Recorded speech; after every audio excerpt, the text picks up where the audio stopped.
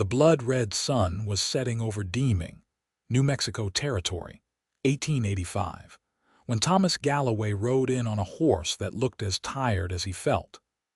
Dust caked his weathered face, his once fine hat pulled low over eyes that had seen too much for a man of 30. The townsfolk barely gave him a second glance. Drifters were common enough these days, but those who did notice saw a man who carried himself like someone accustomed to looking over his shoulder. Thomas dismounted outside the only saloon in town, his spurs jingling a melancholy tune as his boots hit the dirt. His right hand never strayed far from the worn Colt holstered at his hip, a habit born of necessity rather than bravado. The saloon door creaked as he pushed through, the piano player missing a note as several patrons glanced up, assessing the newcomer before returning to their drinks. "Whiskey," Thomas said, his voice gravel and grit from days on the trail. He placed a coin on the bar, watching the amber liquid fill the glass, remembering a time when he'd owned the finest bourbon money could buy. "Passing through?" the barkeep asked, wiping down the counter with a rag that had seen better days. "Maybe." Thomas knocked back the drink, the burn familiar and welcome. "Any work around these parts?" the barkeep shrugged. "Maxwell's ranch might be hiring. Good man, fair wages. Lost a couple hands last month to that fever that came through." Thomas nodded, considering. He hadn't planned to stay in Deming longer than a night, but his funds were running dangerously low. One night had a way of turning into 2, then a week, then a month. He'd seen it happen before, had done it himself in other towns with other names that he tried not to remember. "Where's this Maxwell place?" he asked, sliding his glass forward for a refill. "North of town, about 5 miles. Can't miss it, biggest spread in the county." Thomas was about to reply when the saloon door swung open again. The room fell silent, and even before he turned, he sensed something had changed in the air. When he did look, he saw her, a young woman standing in the doorway, her honey blonde hair catching the last light of day streaming through the windows. Penelope Kincaid didn't belong in a place like this, that much was clear from her neat dress and the determined set of her jaw. Her eyes, green as spring grass, scanned the room until they landed on the barkeep. "Mr. Jenkins," she said, her voice clear and steady despite the stares. "I need to speak with you about the delivery that was supposed to arrive yesterday." The barkeep, Jenkins, apparently looked uncomfortable. "Miss Kincaid, this ain't really the proper place for the proper place would have been my store yesterday when the supplies were scheduled to arrive," she interrupted, stepping fully into the saloon.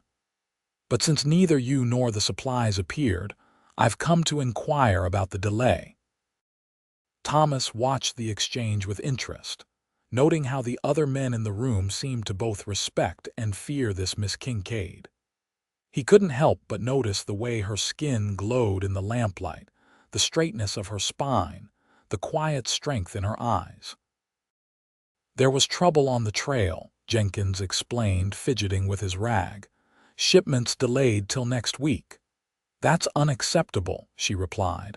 "I have customers waiting on those goods I paid in advance." "Nothing I can do about it, Miss Kincaid. Road's dangerous these days." Thomas saw her shoulders stiffen, watched as she took a deep breath. "Very well, but I expect a discount on the next order to compensate for the inconvenience." Jenkins nodded quickly, clearly eager to end the conversation. Penelope turned to leave, her gaze briefly meeting Thomas's as she did. There was something in that momentary connection, curiosity, perhaps, or simple acknowledgement of a new face in town. Then she was gone, the door swinging shut behind her. "Who was that?" Thomas asked, keeping his voice neutral. "Penelope Kincaid," Jenkins replied. "Runs the general store since her pa died last winter. Stubborn as a mule, that one, but fair in her dealings." Thomas nodded, filing the information away.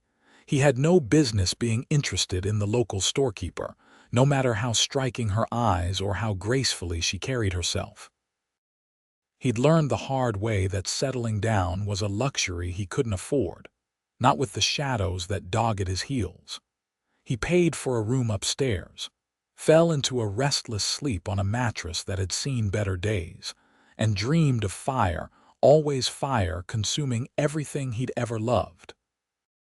Morning came harsh and bright, the New Mexico sun unforgiving even in early spring. Thomas rose, splashed water on his face from the cracked basin, and decided he'd ride out to the Maxwell Ranch to inquire about work. Anything to keep moving, to keep the memories at bay. The town was already bustling when he emerged from the saloon.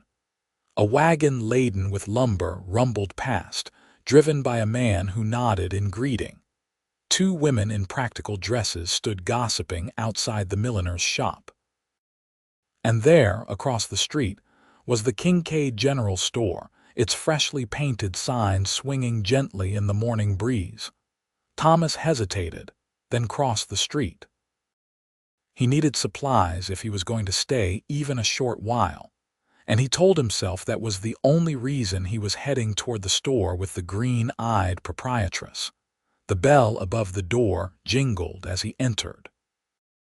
The store was well stocked and meticulously organized, shelves lined with everything from canned goods to tools to yard goods. Penelope Kincaid stood behind the counter, tallying figures in a ledger. She looked up at his entrance, recognition flickering in her eyes. "Good morning," she said, setting down her pencil. "Welcome to Kincaid's. Is there something specific you're looking for today?" Up close, she was even more striking. Her honey blonde hair was neatly pinned up, revealing a slender neck and delicate ears adorned with small pearl earrings. She couldn't have been more than 25, but there was a maturity in her gaze that spoke of responsibilities shouldered young. "Just some basic supplies," Thomas replied, removing his hat. "Tobacco, coffee, jerky, maybe some ammunition if you carry it." "We have all of those things," she said, coming around the counter. "The ammunition is kept locked, but I can show you what we have in stock." As she moved around the store, gathering the items he'd requested, Thomas found himself watching her more closely than was proper. There was an efficiency to her movements, a purpose that he admired. This was clearly a woman who knew her own mind. "You're new to Deming," she observed as she placed a tin of coffee on the counter. "It wasn't a question." "Just rode in yesterday," he confirmed. "Name's Thomas Galloway." "Penelope Kincaid," she replied, offering her hand in a surprisingly businesslike manner. "Though I suspect you already knew that after my display at the saloon last evening." Thomas took her hand briefly, noting the surprising strength in her grip. "Jenkins mentioned you run this place on your own." A shadow crossed her features, so quickly he might have imagined it. "Yes, since my father passed. It was his store for 20 years before that." "You've done well with it," Thomas said, genuinely impressed.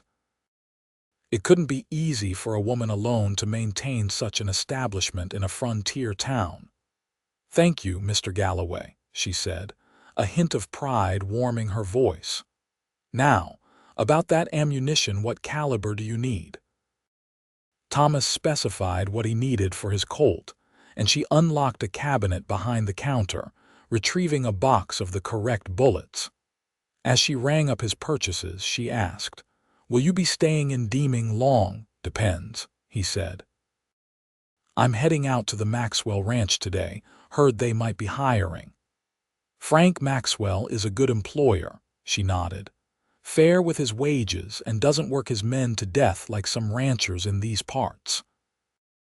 She hesitated, then added, "If you're looking for work, I could also use some help around here. The storeroom needs reorganizing, and there's a leak in the roof that needs fixing before the summer rains come." Thomas was surprised by the offer. "You'd hire a stranger you just met." A small smile curved her lips. I'm a good judge of character, Mr. Galloway, and besides, it would only be temporary work, a day or two at most.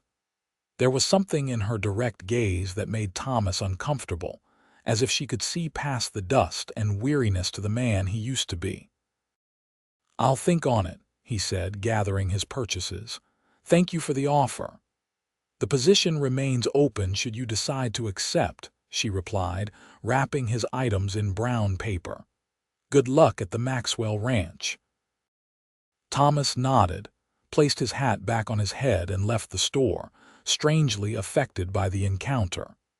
He'd meant to ride straight out to the ranch, but instead found himself heading to the livery stable to check on his horse, needing time to clear his head. The livery owner, a grizzled old-timer named Silas, was tending to a palomino when Thomas entered. "Fine animal you got there," Silas commented, nodding toward Thomas's bay gelding. "Looks like he's seen his share of hard trails, though." "That he has," Thomas agreed, running a hand along the horse's neck. "We both have." "Where you headed from here?" Silas asked, the casual inquiry of a man who'd heard countless stories from drifters passing through. "Maxwell Place," Thomas replied. "Heard they might be hiring." Silas nodded. "Good outfit.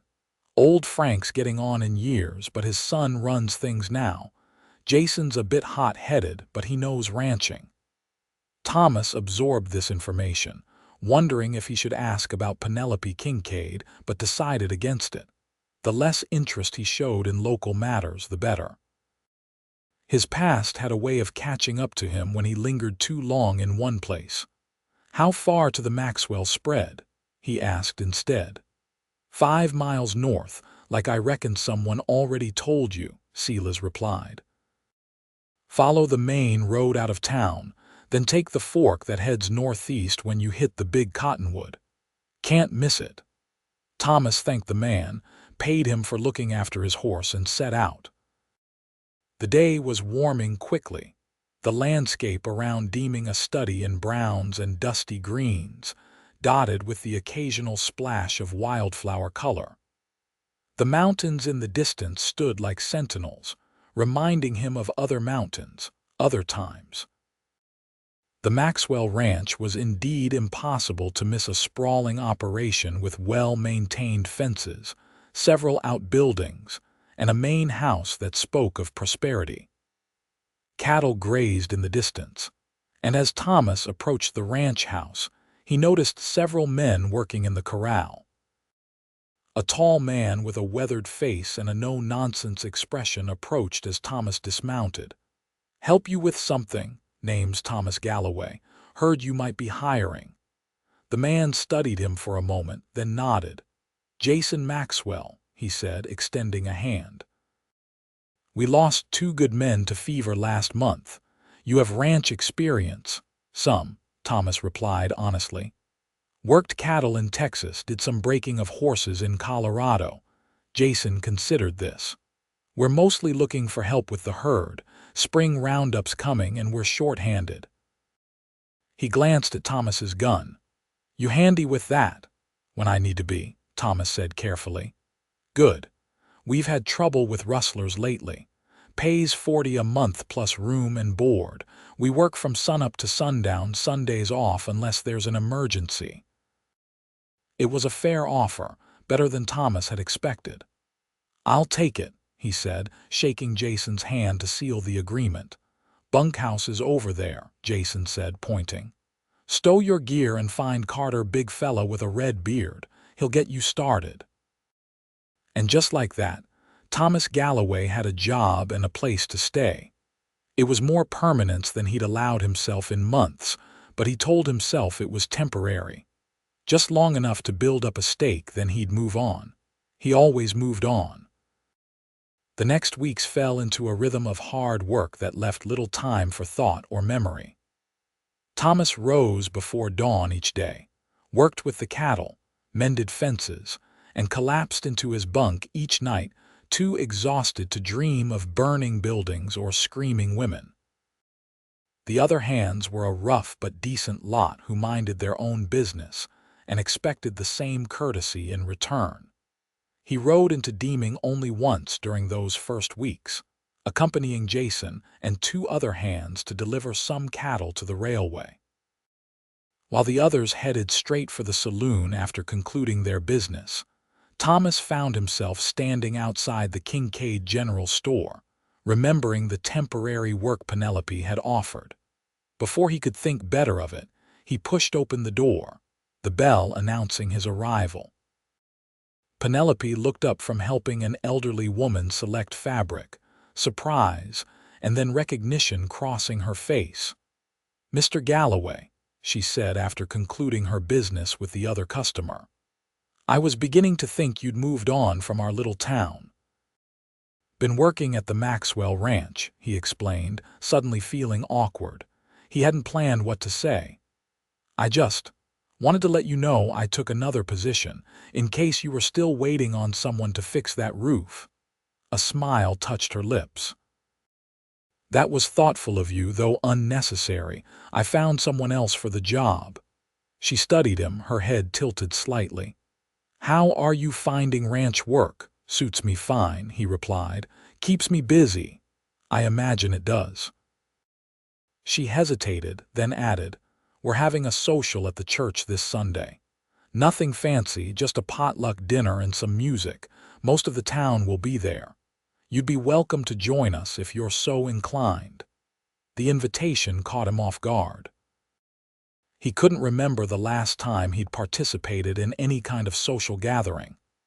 "I don't think I'd be very good company," he said finally. "Sometimes it's good to be around people, Mr. Galloway," she said gently, "even for those who prefer solitude." There was something in her voice, a note of understanding that suggested she knew what it was to be alone among others. It stirred something in Thomas that he'd thought long dead. "I'll consider it," he said, which was more than he'd intended to offer. Her smile widened slightly. "That's all anyone can ask." She turned as the bell rang again, another customer entering the store. "Good day, Mr. Galloway." "Miss Kincaid," he nodded, replacing his hat and stepping back into the harsh sunlight.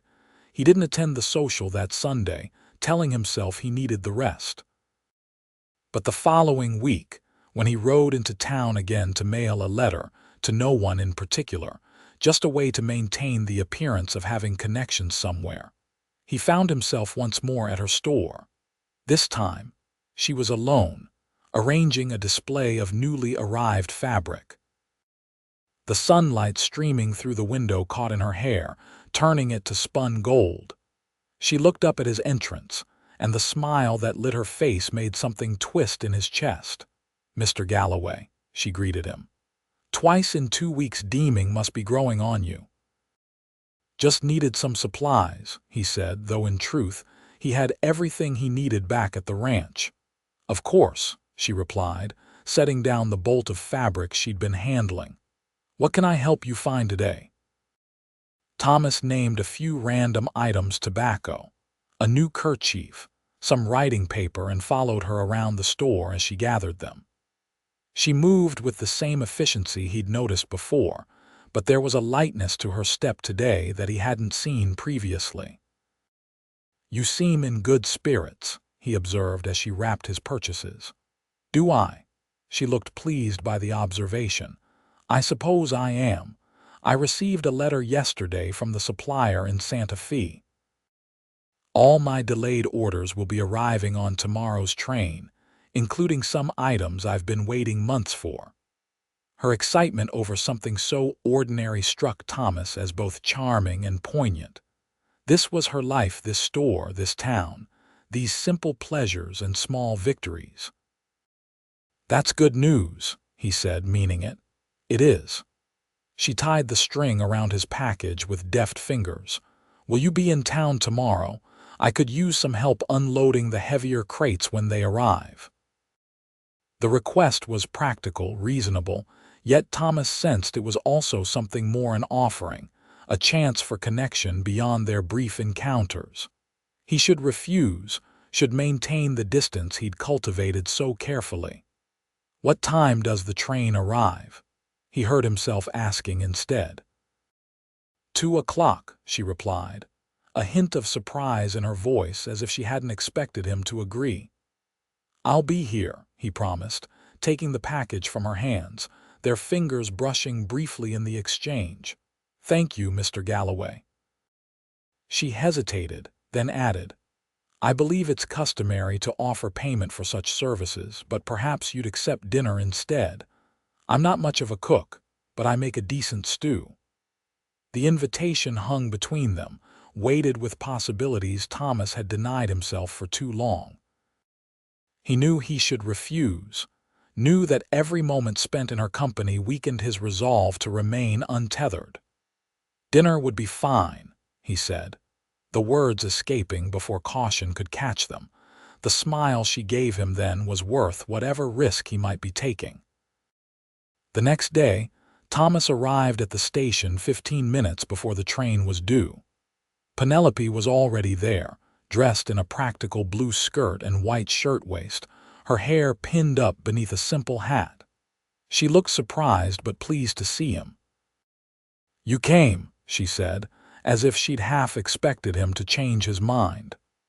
I said I would, he replied simply. They stood in companionable silence as the train pulled into the station, belching smoke and steam. The cargo was unloaded efficiently, and Thomas helped move the crates marked for Kincaids onto the wagon Penelope had arranged. There were more than he'd expected, heavy wooden boxes containing everything from canned goods to tools to bolts of fabric. Business must be good, he commented as they loaded the last crate. It's steady, she replied, wiping her brow with a handkerchief.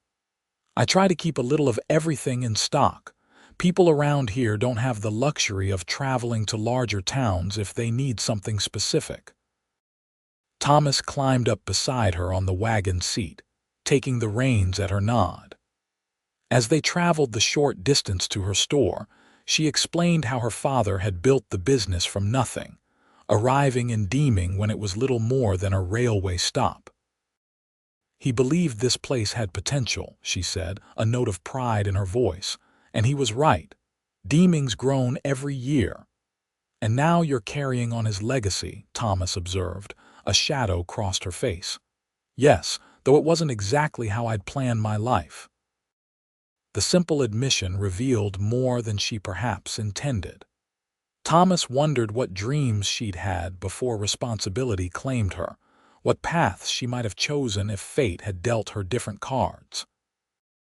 At the store, they unloaded the crates, Thomas carrying them inside while Penelope directed where each should go. The work was straightforward but physical, and by the time they finished, the afternoon was waning. Thank you, she said sincerely as the last crate was positioned in the storeroom. This would have taken me all evening on my own. Happy to help, he replied, finding that he meant it. She locked the front door of the store and turned the sign to closed, then led him through a door at the back that opened into a modest living area. The space was neat and feminine without being fussy, a small sitting room with well-worn furniture, bookshelves filled with volumes that appeared well-read, and simple curtains framing the windows. My apartment, she explained, gesturing around. Nothing grand, but it suits me. It's nice, Thomas said honestly. He couldn't remember the last time he'd been in a proper home with all its comforts and personal touches. The kitchen's this way, she said, leading him through another doorway. I started the stew this morning, so it should be ready. I hope you're hungry. Famished, he admitted, realizing it was true. The physical labor had given him an appetite, and the smell coming from the pot on the stove was mouth-watering. Good, she smiled, pulling 2 bowls from a cabinet. Have a seat. Would you care for coffee or water with your meal? Coffee, if it's no trouble. None at all. Thomas watched as she moved around the small kitchen, her actions practiced and efficient. There was something hypnotic about the domestic scene, something that pulled at memories he'd tried to bury. He'd had a home once, a woman who moved with similar grace as she prepared meals and went about her daily tasks. The thought of Sarah brought the familiar hollow ache, but for once, it wasn't accompanied by the searing guilt that usually followed. "You're miles away," Penelope observed as she set a steaming bowl in front of him. Thomas blinked, returning to the present. "Sorry, just thinking. No need to apologize." She sat across from him, smoothing her napkin in her lap. "We all have our moments of reflection." They ate in companionable silence for a few minutes, the stew proving to be as good as it smelled. Thomas couldn't remember the last time he'd had a home-cooked meal that wasn't prepared in a ranch house for a dozen hungry men. "This is excellent," he said, meaning it. "Thank you." She looked pleased. "I warned you I'm not much of a cook, but stew is hard to ruin if you start with good ingredients." "Where did you learn to cook?" he asked, genuinely curious about her. She seemed surprised by the personal question but answered readily enough. "My mother taught me the basics before she passed when I was 12. After that, it was trial and error, mostly. My father was an indulgent critic. He'd eat almost anything I put in front of him without complaint." "You miss him," Thomas observed. "Every day," she admitted, her green eyes clouding briefly. "But he lived a good life, and I'm grateful for the time we had." She took a sip of her coffee. "What about you, Mr. Galloway? Do you have family somewhere?" The question was innocent, expected even in the flow of conversation, but it still hit Thomas like a physical blow. He set down his spoon, considering how to answer. "No," he said finally. "Not anymore." Something in his tone must have conveyed more than the simple words, because Penelope's expression softened with understanding. "I'm sorry," she said quietly. "It was a long time ago," he replied, the lie bitter on his tongue. 3 years wasn't long at all, not when measured against the depth of what he'd lost. She didn't press for details, and Thomas was grateful. They finished their meal, the conversation turning to safer topics: the weather, the upcoming spring festival in town, the latest news from back east that had arrived on the train. As the evening grew later, Thomas knew he should take his leave. He'd already stayed longer than was wise, had already revealed more of himself than he'd intended simply by accepting her invitation. "I should be getting back to the ranch," he said, rising from his chair. "Thank you for the meal. It was nice." "Yes, it was," she agreed, walking him to the door. She hesitated, then added, "Mr. Galloway, Thomas, I hope you'll consider yourself welcome here, should you find yourself in town again." The use of his first name, spoken softly in the dim light of the hallway, affected him more than it should have. "Thank you," he said, his voice rougher than he intended. "Good night, then," she said, opening the door. "Good night, Miss Kincaid." "Penelope," she corrected gently. "I think we've progressed beyond formalities, don't you?" Thomas nodded, not trusting himself to speak again. He placed his hat on his head, touched the brim in a gesture of farewell, and stepped out into the cool evening air. The ride back to the Maxwell Ranch was long enough for Thomas to thoroughly regret the evening's events. Not because he hadn't enjoyed Penelope's company, quite the opposite. That was precisely the problem. He'd enjoyed it too much, had felt too comfortable in her presence, had allowed himself to imagine, if only briefly, what it might be like to have such comforts again. But Thomas Galloway had no right to such thoughts, no right to the peace that Penelope Kincaid represented. Not after what had happened in Colorado. Not after Sarah and little William. He'd sworn after the fire that he would never again put anyone at risk by becoming close to them.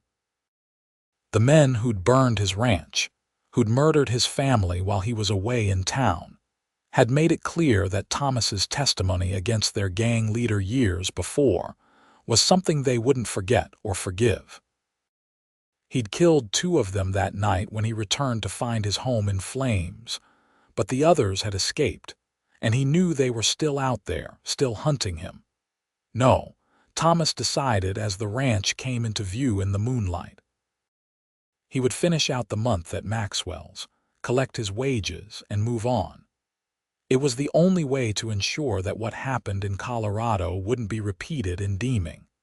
The next 2 weeks, Thomas threw himself into his work with renewed vigor, volunteering for the most distant and solitary tasks. He avoided town entirely, sending another hand to pick up supplies he needed. At night, he kept to himself in the bunkhouse, turning down invitations to join card games or share a bottle that one of the men had smuggled in. His determination might have held if not for the events of a stormy afternoon in late April. Thomas had been checking fence lines on the northern boundary of the Maxwell property when the sky darkened ominously.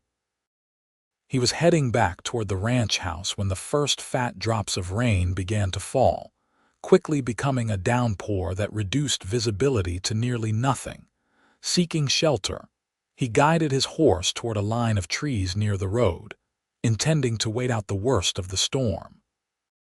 As he approached, he spotted another figure already taking refuge there, a wagon with a single occupant. Even through the curtain of rain, he recognized Penelope, attempting to secure a tarp over whatever goods she was transporting.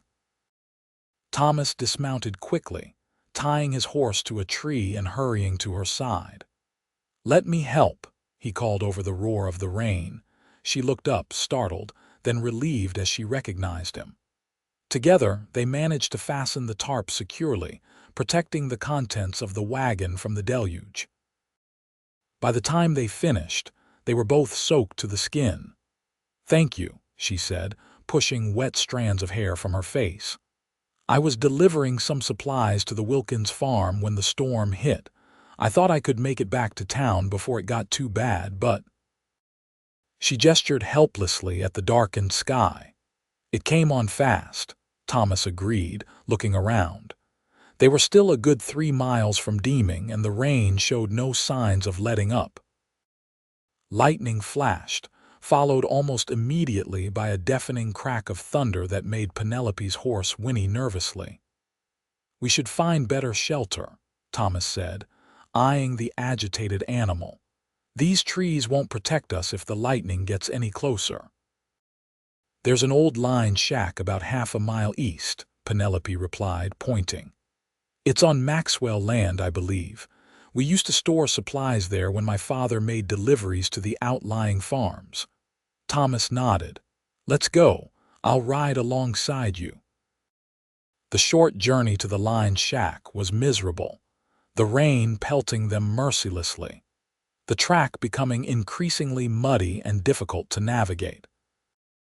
By the time the small cabin came into view, Thomas was concerned about Penelope, who was shivering visibly despite her brave attempts to hide her discomfort. The shack was abandoned but solid, a single room with a stone fireplace and crude furnishings, a table, 2 chairs, and a narrow cot. Thomas quickly set about starting a fire while Penelope retrieved a blanket from her wagon, one that had been protected from the rain by the tarp. "Here," she said, handing it to him once the fire was burning steadily. "You should get out of those wet clothes." Thomas shook his head. "Ladies first," he insisted. "I'll step outside while you change." "That's absurd," she replied practically. "You'll just get wetter. Turn your back if propriety demands it, but there's no sense in you catching your death on my account." There was such sensible determination in her voice that Thomas found himself complying, turning to face the wall while he heard the rustle of fabric as she removed her sodden outer garments. His own clothes were plastered to his skin, and he knew she was right about the risk of illness if they remained in their wet things. "You can turn around now," she said after a few moments. Penelope had wrapped the blanket around herself like a shawl, her wet dress and petticoats spread near the fire to dry. Her hair was down, falling in damp waves past her shoulders, and the firelight cast a golden glow on her skin. Thomas had never seen her look more beautiful or more vulnerable. He cleared his throat. "My turn, I suppose," he said, trying to keep his voice steady. She nodded, turning her back as he had done for her. Thomas stripped off his shirt and undershirt, spreading them by the fire alongside her garments.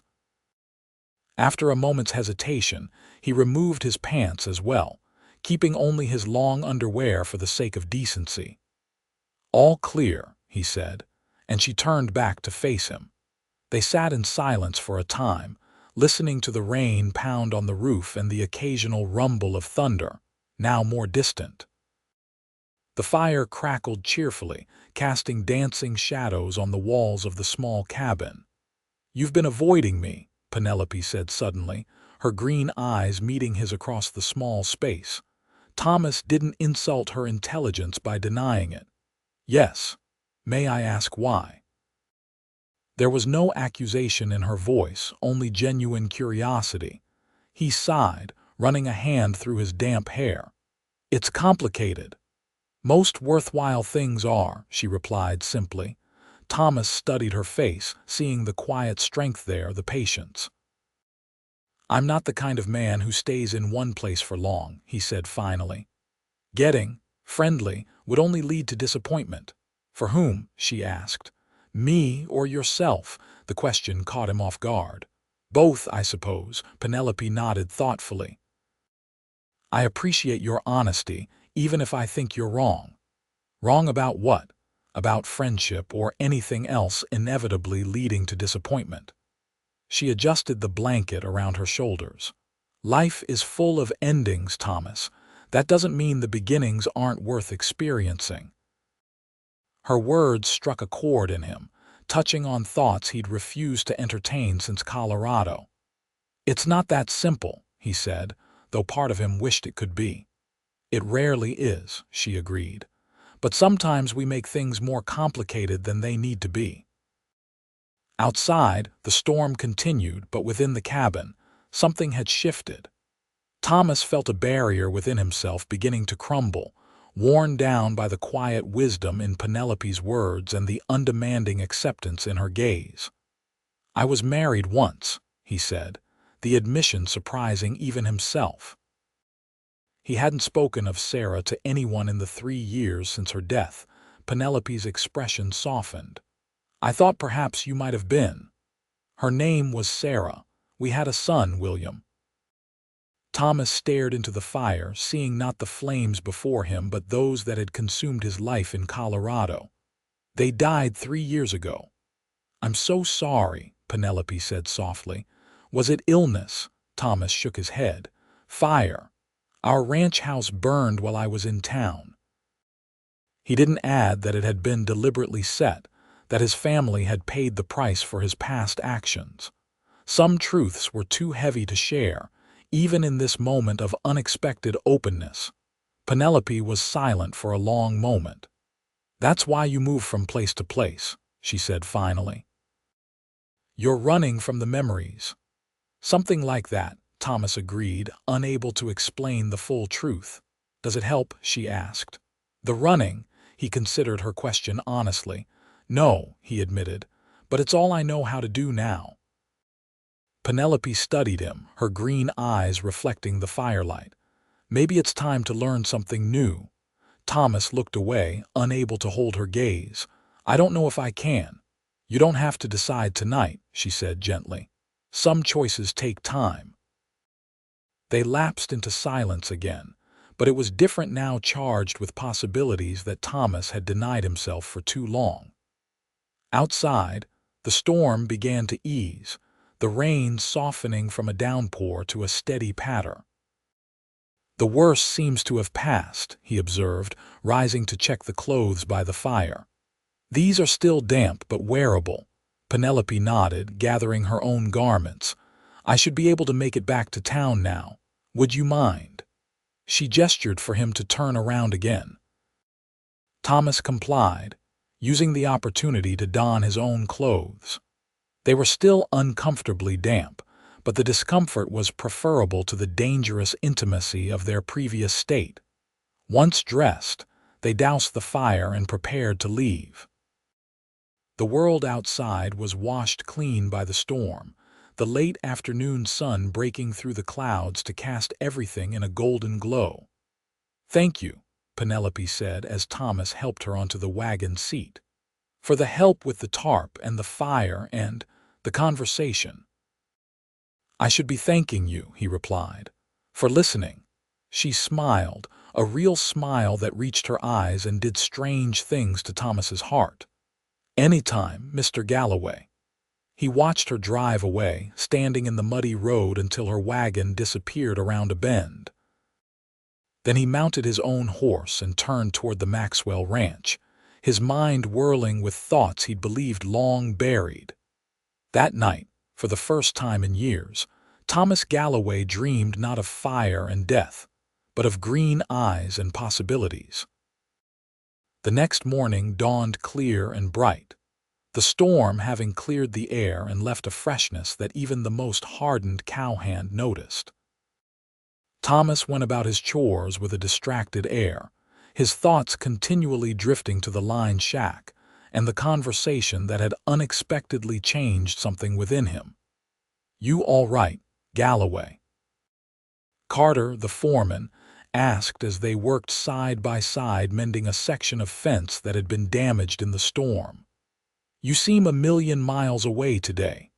"Just thinking," Thomas replied. Carter nodded, not pressing further. That was one of the things Thomas appreciated about the West. A man's thoughts were considered his own business unless he chose to share them. By midday, Thomas had made a decision. He approached Jason Maxwell as the ranch owner was inspecting some new calves in the north pasture. "Mr. Maxwell," he began, "I need to ride into town this afternoon if that's all right. I'll make up the work tomorrow." Jason studied him for a moment. "Something important?"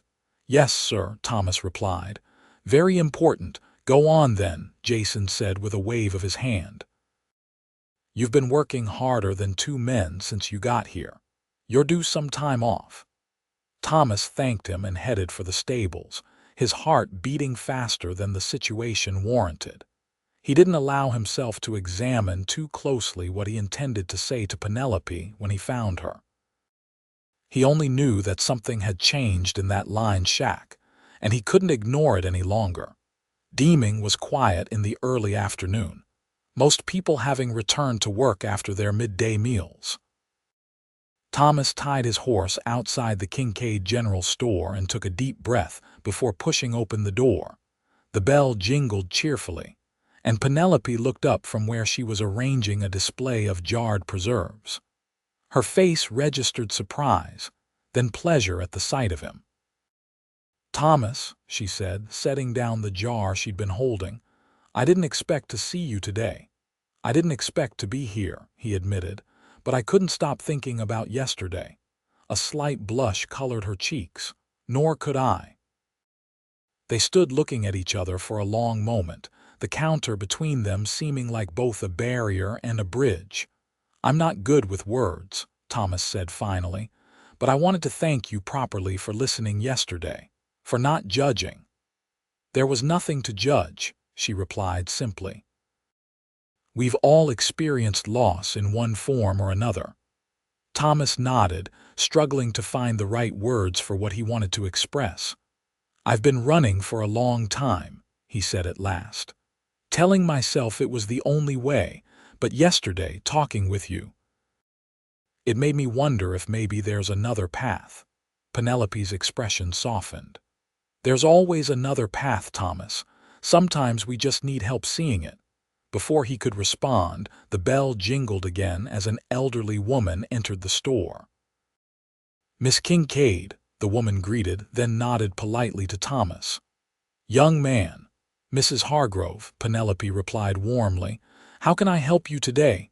Thomas stepped back, recognizing that the moment had passed. "I should let you get back to work," he said quietly. Penelope looked torn. "Will you come back? Later, perhaps?" "Yes," he promised. "I'll come back." The promise sustained him through the rest of the day as he returned to the ranch and completed his chores.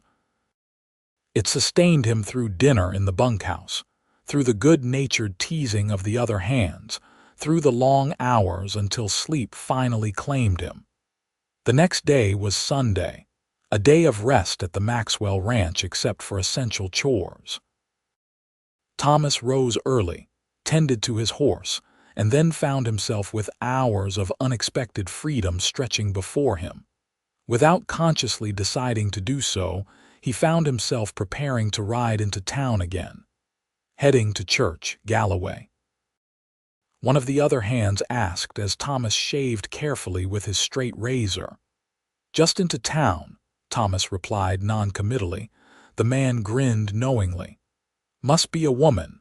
Man doesn't shave that careful unless there's a woman involved." Thomas didn't confirm or deny, but he couldn't stop the slight color that rose to his cheeks, which the other man took as confirmation enough.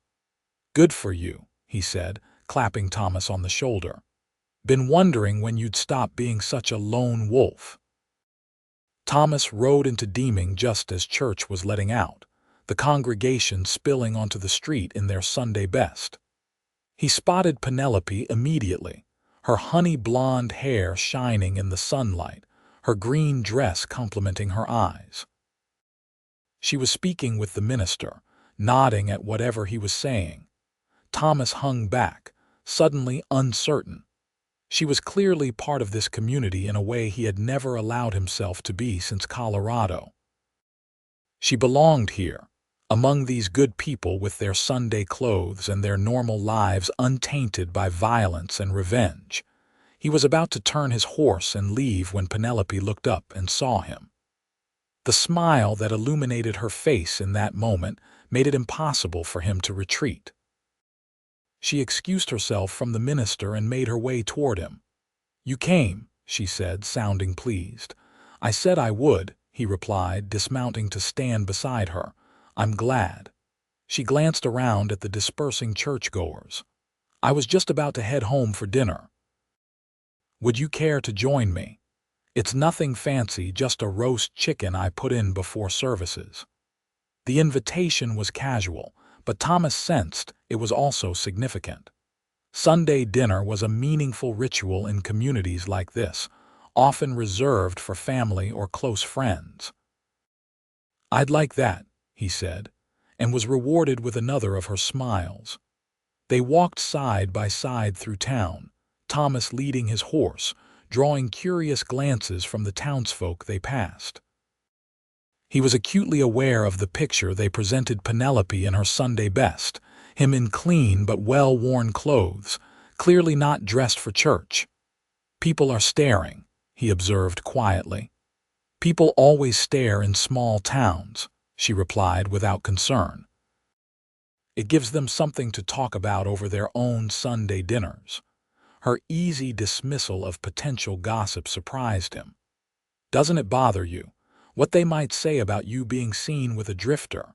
Penelope stopped walking and turned to face him fully. "First of all, you're not a drifter anymore. You've been working steadily at the Maxwell Ranch for weeks now. Second, I've never particularly cared what people say about me, as long as I know I'm living according to my own conscience." Her straightforward answer silenced any further objections. They continued to her store, where she led him through to her living quarters as she had once before. The apartment smelled wonderful, roasting chicken and herbs, fresh bread, and something sweet that Thomas couldn't identify. It was the smell of home, of care taken and comfort offered, and it hit him with an almost physical force. "Make yourself comfortable," Penelope said, gesturing to the small sitting room. "I just need to check on the chicken." Thomas removed his hat, running a hand through his hair nervously. He noticed a photograph on a small table, a middle-aged couple, the man with Penelope's eyes, the woman with her smile. "Your parents?" he asked when she returned from the kitchen. "Yes," she confirmed, coming to stand beside him. "That was taken on their 20th anniversary, about a year before my mother passed." "You favor your mother," Thomas observed.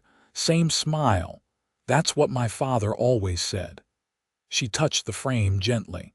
"He kept this photograph on his bedside table until the day he died." The simple statement conveyed so much: the enduring love between her parents, the loss her father had carried, the example of devotion that had shaped Penelope's understanding of relationships. "They look happy," Thomas said. "They were," she replied. "Not always, of course. They had their share of hardships, but they faced them together, which made all the difference." Thomas thought of Sarah, of the life they'd built together in Colorado, of the dreams they'd shared. "Yes," he agreed softly, "it does make a difference." Penelope studied his face for a moment, then said, "Dinner's ready if you're hungry." The meal was simple but delicious: roast chicken, potatoes, fresh bread, and for dessert, an apple pie that explained the sweet smell he'd noticed earlier. They talked easily throughout the meal, Penelope sharing stories of growing up in Deming, Thomas carefully offering edited tales of his own youth in Texas. "So you were a rancher's son who became a rancher," she summarized as they finished their pie. "It seems you followed in your father's footsteps." "For a time," Thomas agreed, "though I took a few detours along the way." "Such as?" He hesitated, then decided there was no harm in sharing this part of his past. "I was a lawman for a while, deputy sheriff in a small town in Colorado." Penelope's eyes widened with interest. "Really? What made you choose that path?" Thomas shrugged. "I believed in justice, I suppose, in right and wrong. I was young and idealistic." "And now?" she asked perceptively. He considered her question. "Now I know that justice is more complicated than I once thought, that good people can make bad choices, and that sometimes there are no right answers, only less wrong ones." Penelope nodded thoughtfully. "That's wisdom, even if it came at a cost." "Too high a cost," Thomas said, the words escaping before he could stop them. She reached across the table, covering his hand with her own. "Thomas," she said gently, "whatever happened in your past, whatever you're running from, it doesn't define who you are now or who you could be in the future." Her touch, warm and steady on his hand, anchored him in the present moment. "I'm not sure I believe that," he admitted. "Then let me believe it for both of us," she replied simply. Thomas looked at their joined hands, then up at her face, open, honest, offering something he'd convinced himself he could never have again. "Why?" he asked, genuinely puzzled. "Why would you believe in a stranger with a past he won't even fully explain?" Penelope's smile was gentle. "Because I see who you are beneath the walls you've built. I see a man who helps a woman secure her wagon in a storm, who works harder than anyone else on the ranch, who treats others with respect regardless of their station. Those things tell me more about your character than whatever shadows haunt your past." Her faith in him was humbling and terrifying in equal measure. Thomas knew he should pull away, should protect her from the dangers that followed him. But in that moment, with her hand warm on his and her green eyes full of quiet certainty, he couldn't bring himself to retreat again. "I don't know what to say," he confessed. "You don't have to say anything," she assured him. "Just don't disappear again." It wasn't a declaration of love or even of intent. It was simply a request for presence, for the chance to see where this unexpected connection might lead. And despite all his resolutions, despite the risks he knew were real, Thomas found he couldn't deny her. "I won't," he promised. The weeks that followed marked a gradual but profound shift in Thomas's life. He continued his work at the Maxwell Ranch, earning the respect of the other hands and the approval of Jason Maxwell, who began to entrust him with greater responsibilities. But his free time was increasingly spent in Deming, specifically at Kincaid's general store. At first, his visits were brief and tentative, stopping by to purchase small items he didn't really need, helping Penelope unload deliveries or reach items on high shelves. But as spring deepened into summer, their relationship evolved from cautious friendship to something more. Thomas began joining Penelope for Sunday dinners regularly. Sometimes they would take walks afterward, strolling through town or along the creek that ran just outside of Deming. They talked easily about their days, about books they'd read, about their hopes for the future, though Thomas was always careful to keep his own future plans vague.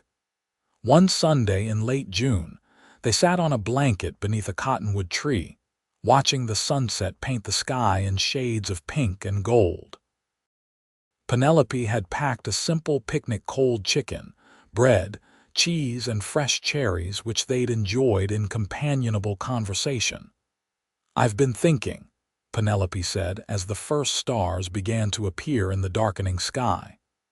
"The storeroom behind the shop is larger than I need.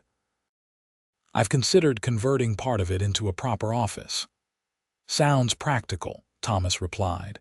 "You're keeping better records than your father did from what you've told me," she nodded. "Father was an excellent merchant, but his bookkeeping was creative at best." She hesitated, then added, "I wondered if you might help me with the construction. You're handy with tools, and I trust your judgment on such matters."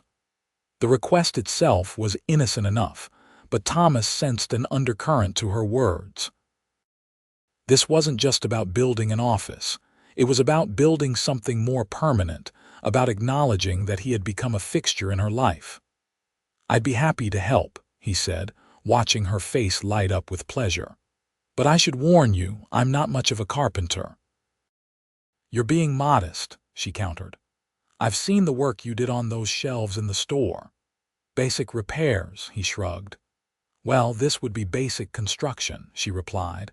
"Nothing fancy, just walls and a door, maybe a window if it's not too complicated." Thomas found himself smiling at her enthusiasm. "When would you want to start?" "Next week, perhaps. I could order the lumber from the mill tomorrow." They spent the next hour discussing plans for the office, sketching ideas in the dirt with a stick, debating the merits of different layouts. It was the most normal Thomas had felt in years, making plans, thinking about the future, considering someone else's needs alongside his own.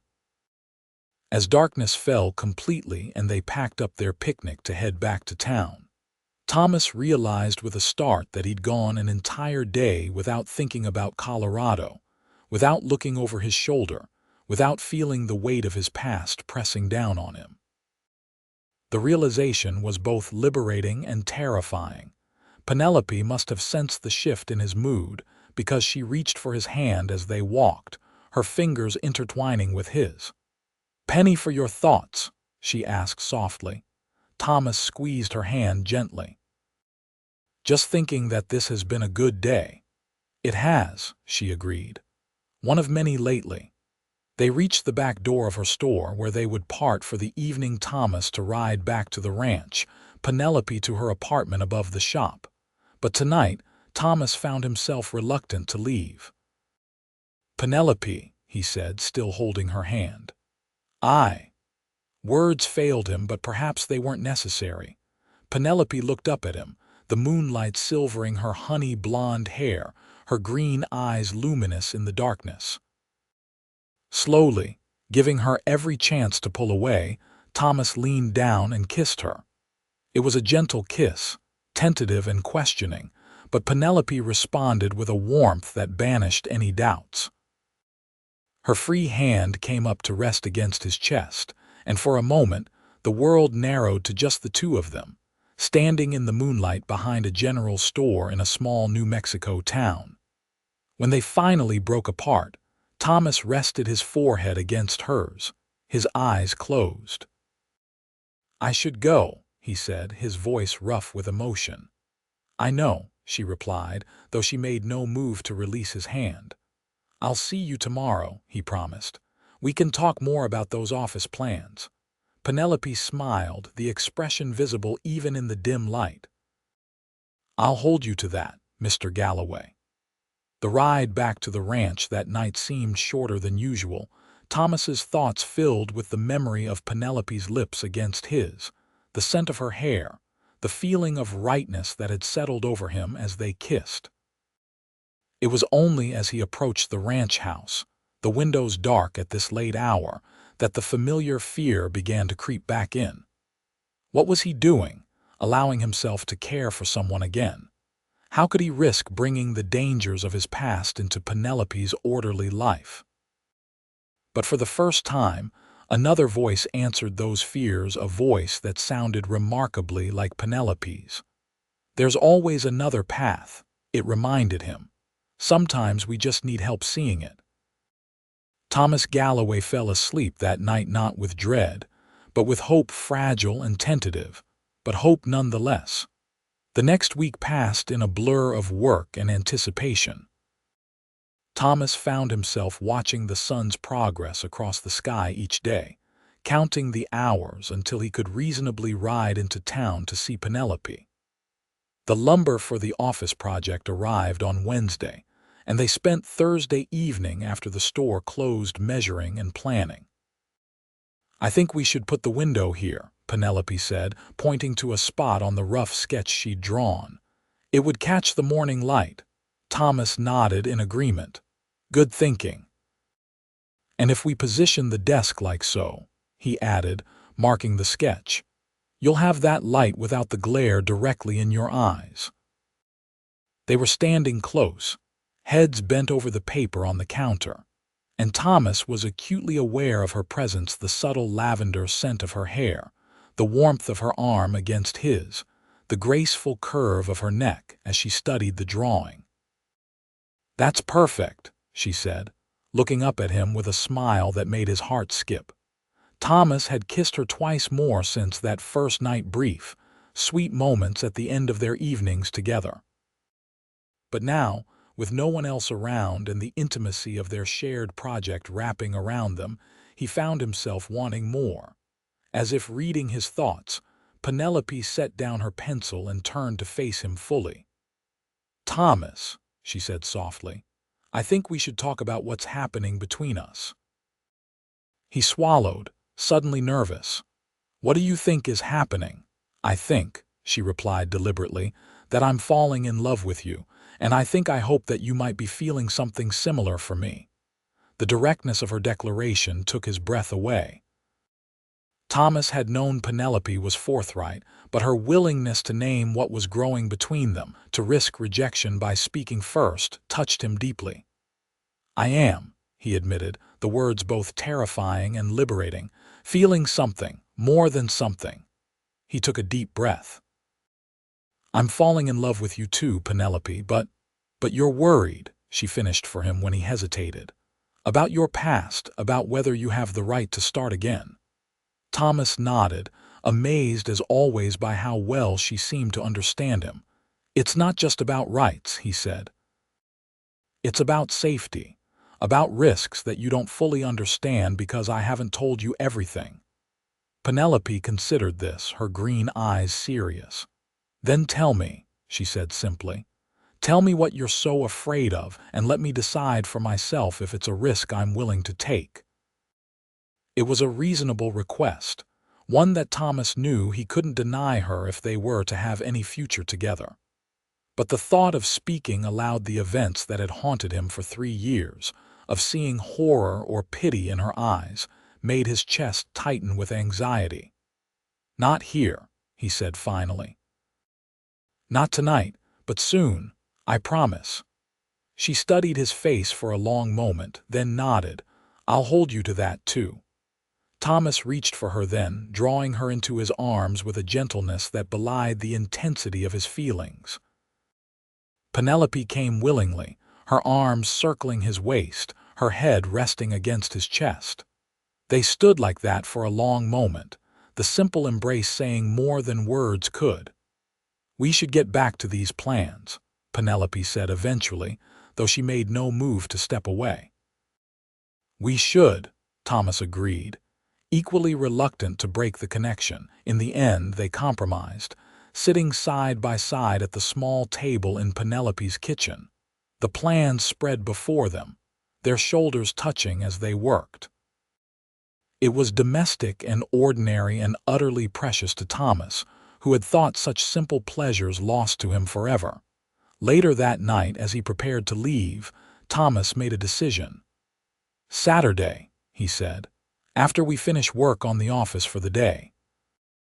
We'll ride out to that spot by the creek and I'll tell you everything, if you still want this. After that, then we'll know." Penelope's expression was a mixture of concern and determination. "Nothing you tell me will change how I feel," she said with quiet certainty. "Let's hope you're right," Thomas replied, unable to share her confidence but desperately wanting to believe. Saturday dawned clear and hot, the New Mexico sun beating down with the full force of early summer. Thomas arrived at the store earlier than usual, eager to make progress on the office project.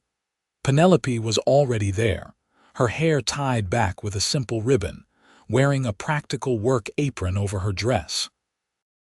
They worked side by side throughout the morning, measuring and cutting lumber, constructing the frame for the new walls. Thomas was impressed by Penelope's competence with tools, another skill she'd learned from necessity after her father's death.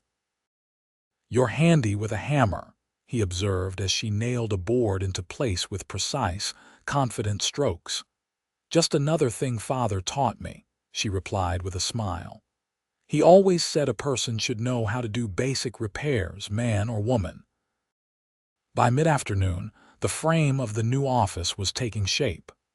They decided to break for the day, both to escape the worst of the heat and to keep their appointment by the creek. They rode out together, Thomas on his gelding, Penelope on a gentle mare she sometimes used for deliveries to outlying farms. The spot they'd chosen was shaded by cottonwoods, the creek running clear and cool beside it. Thomas spread a blanket on the ground and they sat side by side, the burbling water providing a soothing backdrop. "So," Penelope said after a moment of silence, "you were going to tell me about your past." Thomas nodded, steeling himself. "I told you I was a deputy in Colorado," he began. "What I didn't tell you was why I took the badge, or why I left it behind." Slowly, haltingly at first, then with increasing fluency, he unfolded the story he'd kept locked inside for 3 years. He told her about his ranch in Colorado, about Sarah and their son William. He explained how he'd become a deputy almost by accident, stepping in to help the aging sheriff during a crisis, and finding he had a talent for the work. "I was good at it," he said, a trace of pride in his voice. "Not just the physical parts, tracking, shooting when necessary, but the thinking parts too, figuring out who did what and why."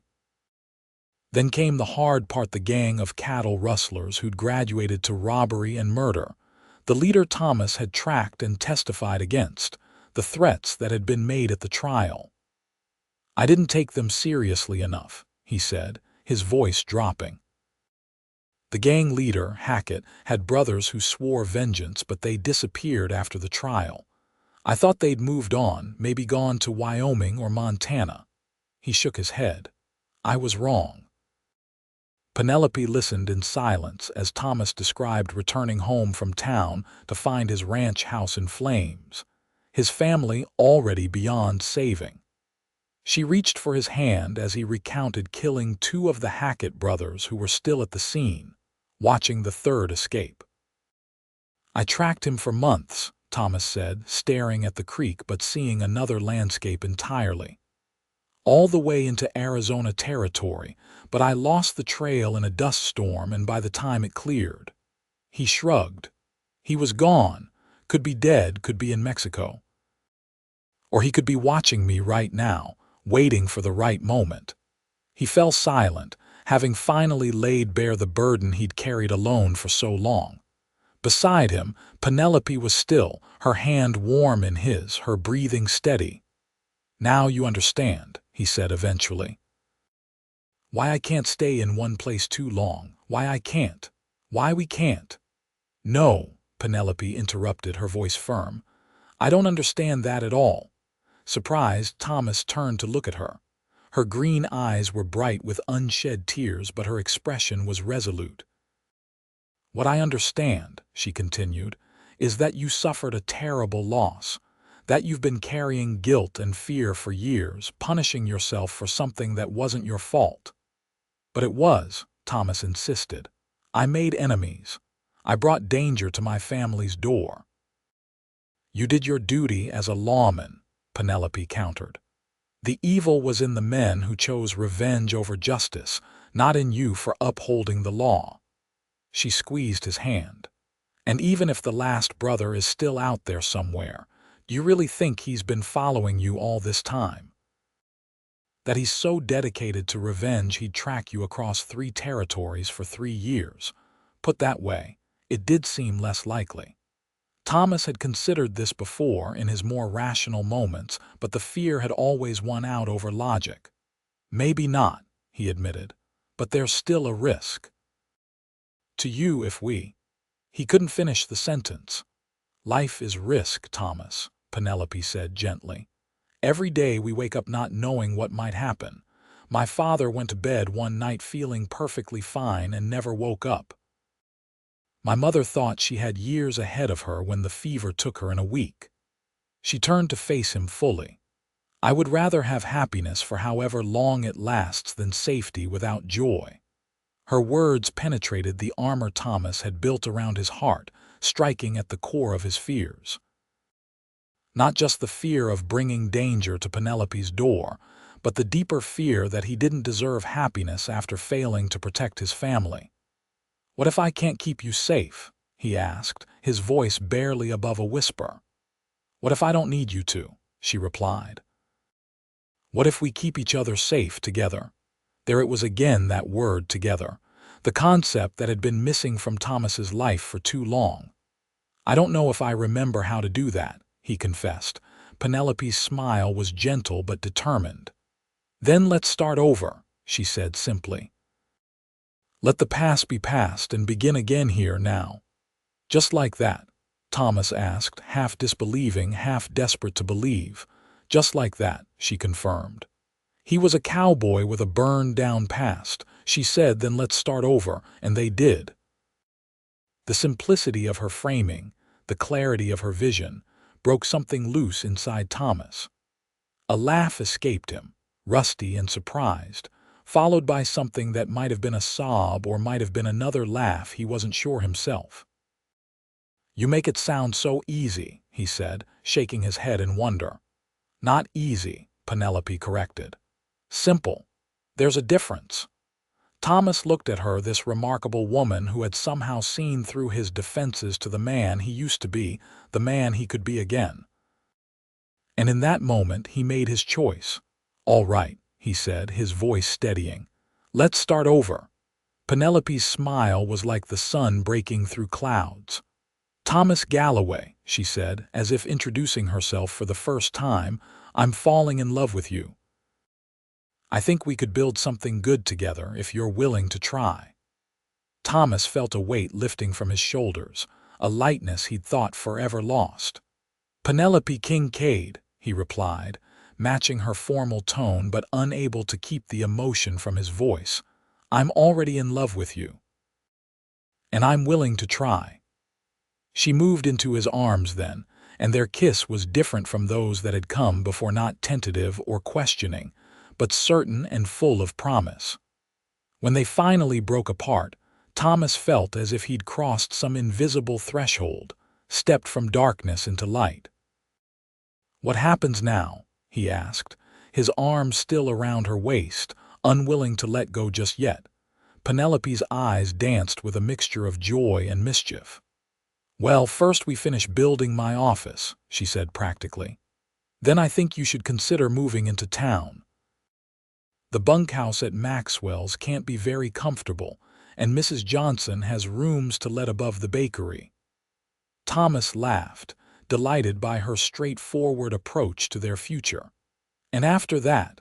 He asked, playing along.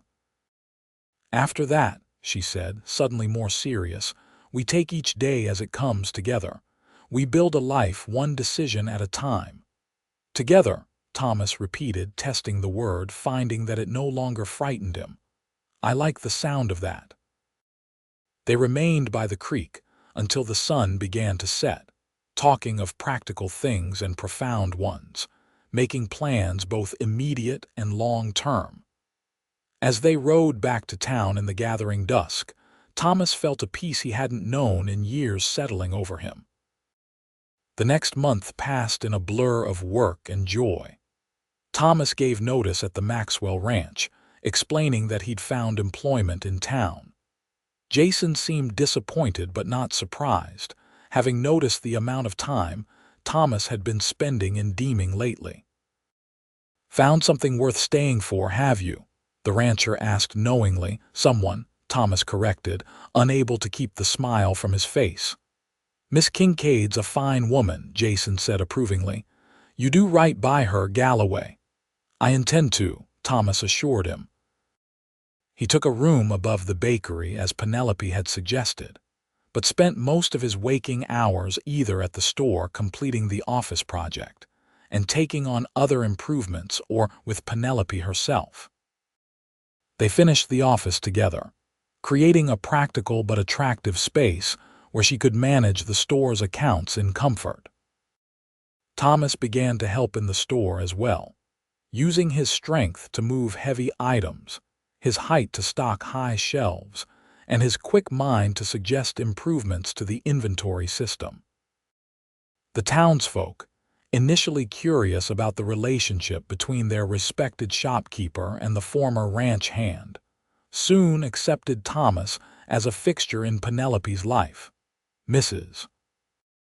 Hargrove, one of Penelope's most loyal customers, summed up the general sentiment one afternoon as Thomas was helping her select a birthday gift for her granddaughter. "You've brought the light back to that girl's eyes," the elderly woman said approvingly.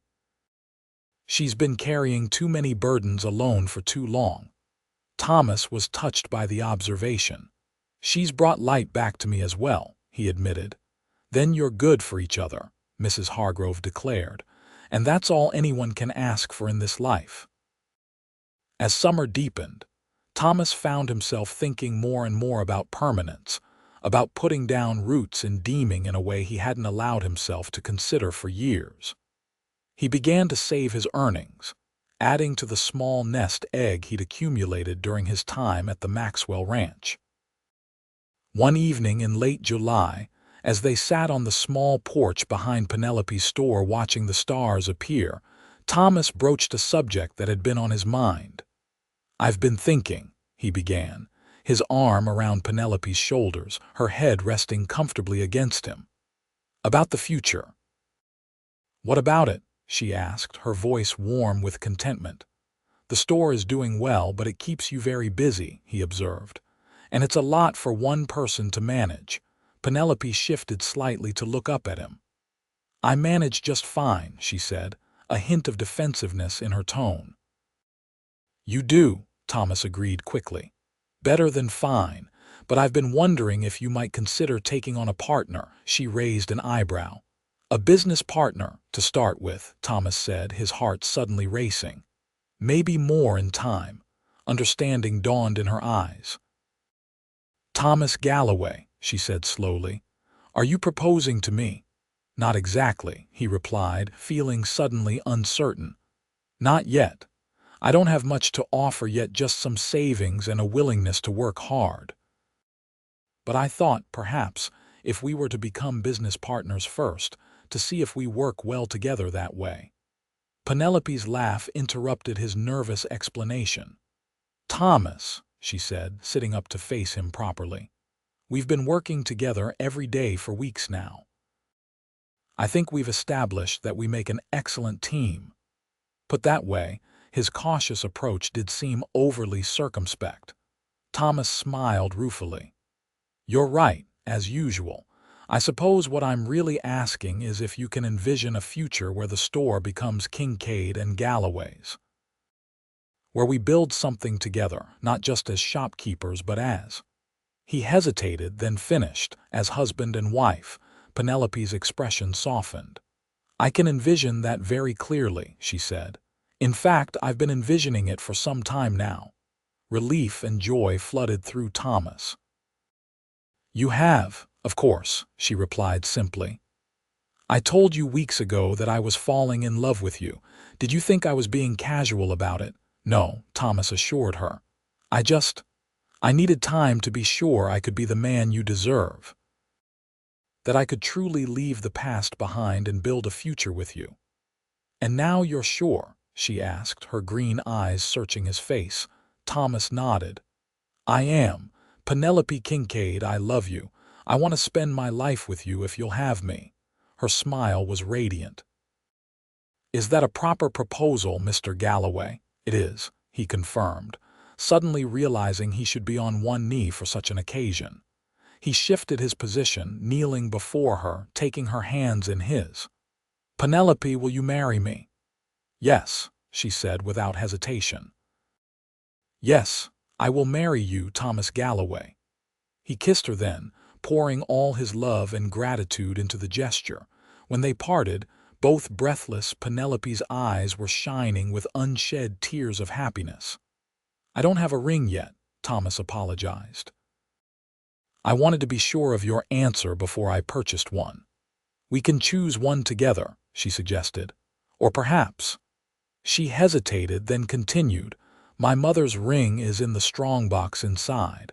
My father gave it to me after she passed, said it should be mine when the time was right.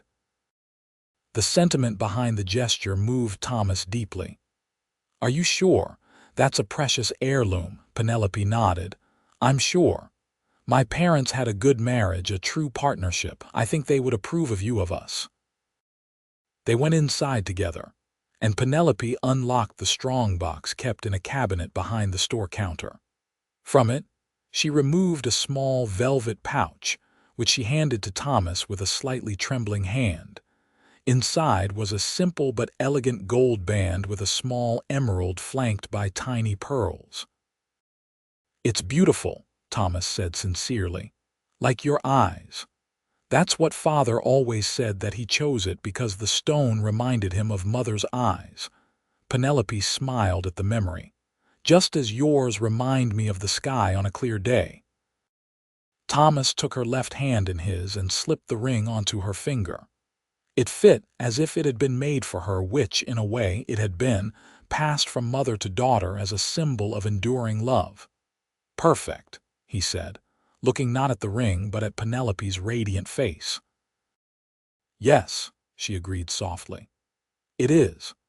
They were married 2 months later in the small church where Penelope had attended services her entire life. The entire town of Deming turned out for the occasion, along with the hands from the Maxwell Ranch and a few friends Thomas had made during his time there. Penelope wore her mother's wedding dress, carefully altered to fit her slender frame. Thomas, at Jason Maxwell's insistence, wore a new suit purchased specially for the occasion. When they exchanged vows before the minister, their voices were clear and confident, their promises made without reservation or doubt. I now pronounce you husband and wife, the minister declared, beaming at the couple. You may kiss your bride, Mr. Galloway. Thomas did so, to the cheers and applause of their assembled friends and neighbors. As they walked back down the aisle together, he marveled at the journey that had brought him to this moment, from a burned-out ranch in Colorado to a new life in Deming, from solitary grief to shared joy. The reception was held in the town square, tables laden with food contributed by seemingly every household in Deming. There was music and dancing, laughter, and a few sentimental tears from the older women who had watched Penelope grow up. As the celebration continued into the evening, Thomas found a quiet moment to take his new wife's hand and lead her away from the crowd for a brief moment alone. Happy? He asked, though the answer was written clearly on her face. Completely, she confirmed. And you? More than I ever thought possible, Thomas replied honestly. You gave me back my life, Penelope. You made me believe in second chances. She reached up to touch his cheek, her eyes shining with love. We gave each other a second chance, she corrected gently. And this is just the beginning. Thomas nodded, knowing she was right. This was indeed just the beginning of their story together, a story that would continue long after the wedding celebration ended, that would encompass all the joys and challenges, triumphs and setbacks that life would bring their way. Just the beginning, he agreed, drawing her closer. And we'll face whatever comes next together. Penelope smiled up at him, the same smile that had first captured his attention that day in the saloon, now infinitely more precious because it was his to cherish for all the days to come. Together, she echoed, just as we promised. And in that moment, standing with his bride in the gathering dusk of a New Mexico evening, Thomas Galloway knew with absolute certainty that he had finally found his way home. 5 years later, Thomas stood on the porch of their house on the outskirts of Deming, watching the sunset paint the sky in shades of orange and pink.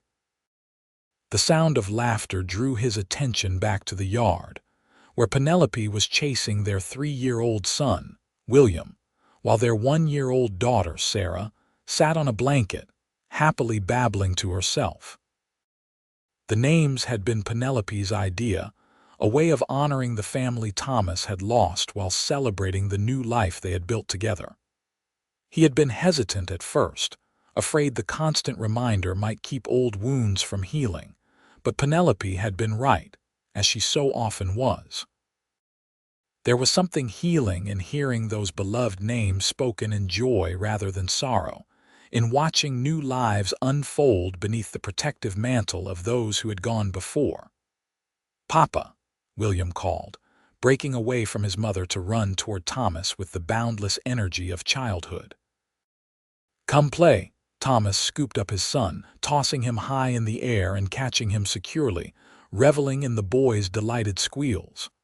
"What are we playing, partner?" he asked. "Cowboys," William declared, his blue eyes so like Thomas's own, sparkling with excitement. "Again." Thomas pretended to groan, though in truth he never tired of his son's favorite game. "All right, but just until supper time." He set William down and watched him dash back to where Penelope now sat on the blanket beside Sarah. Thomas followed at a more sedate pace, drinking in the sight of his family, his second chance, his new beginning. "Everything all right?" Penelope asked as he joined them, noting his thoughtful expression. "Everything is perfect," Thomas assured her, reaching down to help her to her feet. "I was just thinking about how lucky I am." She smiled, the same smile that had first captured his heart in the saloon years ago, now even more precious for all they had shared since. "Luck had nothing to do with it," she said, leaning into his side as they watched William gallop around the yard on an imaginary horse. "We made this life together, one choice at a time." Thomas nodded, knowing she was right. Their life together hadn't been without challenges. The store had weathered economic downturns.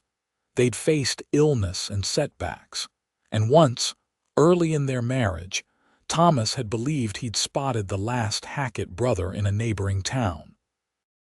The sighting had proven to be a case of mistaken identity, but it had forced Thomas to confront his lingering fears once and for all. With Penelope's support, he'd finally written to the sheriff in his old Colorado town, inquiring about the Hackett brothers.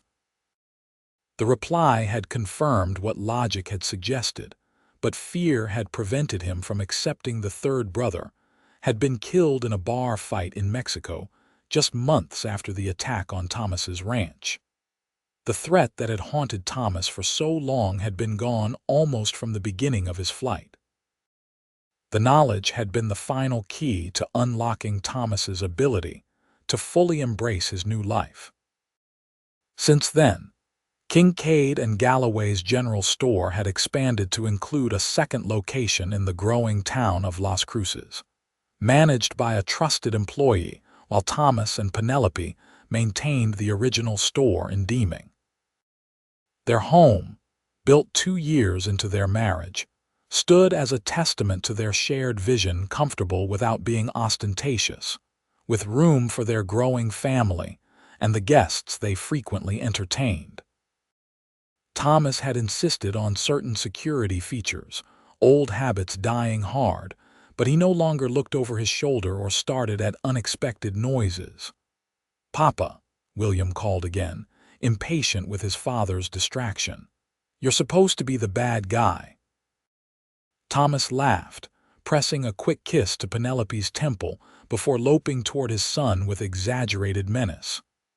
"Here comes the desperado," he called, growling playfully as William shrieked with delight and ran.